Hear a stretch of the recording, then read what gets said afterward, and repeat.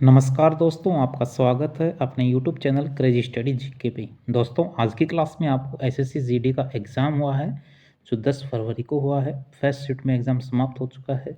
इससे संबंधित जितने भी जीके जीएस और इनसे हिंदी से रिलेटेड क्वेश्चन हैं दोस्तों, सभी क्वेश्चन आज क्लास में लेके आए हैं। दोस्तों, क्लास के अंत तक ज़रूर बने रहें। चलो स्टार्ट करते हैं। आज की क्लास का फर्स्ट क्वेश्चन है, लोक कलाकार महावीर गुड्डू किस राज्य से संबंधित हैं? तो ये हरियाणा जिंद से संबंधित हैं। इन्हें 2024 के लिए पद्म पुरस्कार से सम्मानित किया गया है। हरियाणवी संस्कृति को आगे बढ़ाने में इनका बहुत योगदान है। अगला क्वेश्चन है, डबल के लिए टेनिस कोर्ट की चौड़ाई कितनी होती है? तो 10.97 मीटर होती है।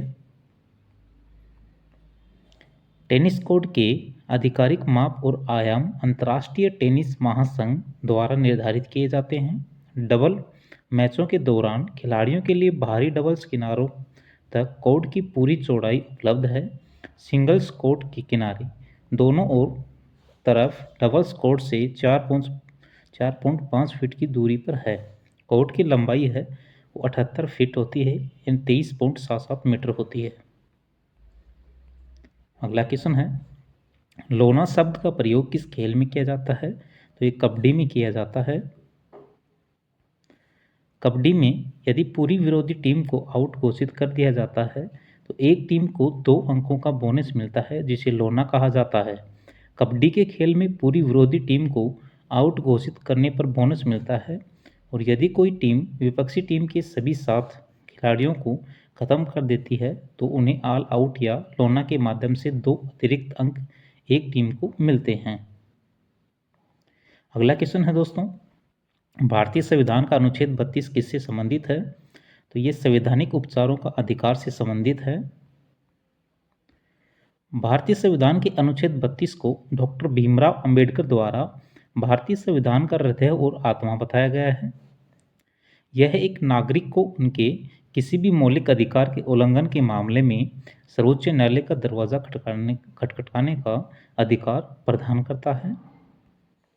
इसे संवैधानिक उपचार के अधिकार के रूप में भी जाना जाता है। याचिकाओं के प्रवर्तन के लिए उच्चतम न्यायालय जाने का अधिकार है। भारतीय संविधान में 6 मौलिक अधिकार हैं। कौन कौन से? समता का अधिकार है, अनुच्छेद 14 से 18 के मध्य है। स्वतंत्रता का अधिकार है, जो अनुच्छेद 19 से 22 के मध्य है। शोषण के विरुद्ध अधिकार है, अनुच्छेद 23 और 24 में है। धर्म की स्वतंत्रता का अधिकार है, अनुच्छेद 25 से 28 के मध्य है। संस्कृति और शिक्षा संबंधी अधिकार है, अनुच्छेद 29 और 30 में। और संवैधानिक उपचारों का अधिकार अनुच्छेद 32 में है। मूलतः संविधान में संपत्ति का अधिकार अनुच्छेद 31 में शामिल था। हालांकि 44वें संविधान संशोधन अधिनियम 1978 के द्वारा इस मौलिक अधिकार को हटा दिया गया है। इसे संविधान के भाग 12 में अनुच्छेद 301 के तहत कानूनी अधिकार कर दिया गया है। अगला क्वेश्चन है दोस्तों, खिलाफत आंदोलन किस धर्म से जुड़ा हुआ है? तो यह इस्लाम धर्म से जुड़ा हुआ है।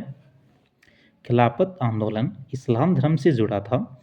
यह आंदोलन साल 1919 से 1922 के बीच ब्रिटिश भारत में चला था। इस आंदोलन का मकसद तुर्की के खलीफा के पद को फिर से बहाल करना था। ये अंत में जो खिलाफत आंदोलन 1920 में महात्मा गांधी के द्वारा शुरू किए गए असहयोग आंदोलन में शामिल हो गया था। अगला क्वेश्चन है दोस्तों, साइंस में वी का क्या दर्शाता है? वी तो ये वेग दर्शाता है। वेग को समय के संबंध में निकाय के विस्थापन के परिवर्तन की दर के रूप में परिभाषित किया गया है। इसकी SI इकाई है प्रति सेकंड मीटर होती है। अगला क्वेश्चन है, भारत के वर्तमान CAG कौन हैं? तो भारत के वर्तमान CAG हैं संजय मूर्ति हैं, जो भारत के नए नियंत्रक और महालेखा परीक्षक नियुक्त किए गए हैं।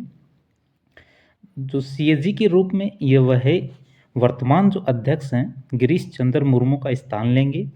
संजय मूर्ति हैं, ये 1989 बैच के हिमाचल प्रदेश कैडर के IAS अधिकारी हैं और वर्तमान समय में शिक्षा मंत्रालय में उच्च शिक्षा विभाग के सचिव हैं। भारत के संविधान के भाग 5 के अंतर्गत भारत के नियंत्रक महालेखा परीक्षक के एक स्वतंत्र पद का प्रावधान किया गया है, यानी यह एक संवैधानिक पद है। ये भारतीय लेखा और परीक्षा या लेखा विभाग के प्रमुख होते हैं। ये सार्वजनिक धन के संरक्षक और केंद्र और राज्य दोनों स्तरों पर देश की संपूर्ण वित्तीय प्रणाली को नियंत्रित करते हैं। इनका कर्तव्य भारत के संविधान एवं संसद के कानून के अंतर्गत वित्तीय प्रशासन को बनाए रखना है। दोस्तों, जो सीएजी है इसका उल्लेख संविधान में अनुच्छेद 49 से 151 के मध्य इसका उल्लेख है। 149 से 151 जो अनुच्छेद है इनके तहत सीएजी के कर्तव्यों और शक्तियों का उल्लेख है। अगला क्वेश्चन है, वर्तमान में भारत के कैबिनेट सचिव कौन हैं? तो कैबिनेट सचिव हैं डॉक्टर टीवी सोमनाथन हैं। कैबिनेट सचिव है ये भारत में सर्वोच्च पद का कार्यकारी अधिकारी और सिविल सेवक होता है। अगला क्वेश्चन है, सुरेंद्र मोहन मिश्र और गोदावरी सिंह कला के क्षेत्र में पद्मश्री 2024 पुरस्कार विजेता किस राज्य से संबंधित हैं? तो वाराणसी उत्तर प्रदेश से संबंधित हैं। वर्ष 2024 में 132 व्यक्तियों को पद्म पुरस्कारों से सम्मानित किया गया था। इस बार 110 लोगों को पद्मश्री, 5 लोगों को पद्म विभूषण और 17 लोगों को पद्म भूषण से नामित किया गया है। अगला क्वेश्चन है, किसी राज्य की विधानसभा में कोई धन विधेयक किसकी सिफारिशों पर प्रस्तुत किया जाता है? तो राज्य का राज्यपाल के द्वारा प्रस्तुत किया जाता है, उनकी सिफारिश के द्वारा प्रस्तुत किया जाता है। भारत के संविधान में अनुच्छेद 198 में कहा गया है कि धन विधेयक को विधान परिषद में पेश नहीं किया जाएगा, इसे केवल विधानसभा में ही प्रस्तुत किया जा सकता है। किसी राज्य की विधानसभा में राज्य के राज्यपाल की सिफारिशों के बिना कोई धन विधेयक पेश नहीं किया जा सकता है। विधान परिषद वाले राज्य की विधानसभा द्वारा धन विधेयक पारित किए जाने के बाद इसे इसकी सिफारिशों के लिए विधान परिषद को प्रेषित किया जाएगा और विधान परिषद विधेयक की प्राप्ति की तारीख से 14 दिनों की अवधि के भीतर विधेयक को विधान को वापस कर देगी। अगले हिंदी से रिलेटेड क्वेश्चन है दोस्तों, उधार शब्द का विलोम है तो नगद होता है उधार का। आगे है उत्कर्ष शब्द का विलोम, तो उत्कर्ष शब्द का विलोम अपकर्ष होता है। अगला क्वेश्चन है, मुद्रा के पर्यायवाची शब्द हैं, तो मुद्रा के कई पर्यायवाची शब्द होते हैं। मोहर होता है, सिक्का होता है, अंगूठी, छाप, रुपया, अशरफी, ये सभी होते हैं मुद्रा के पर्यायवाची।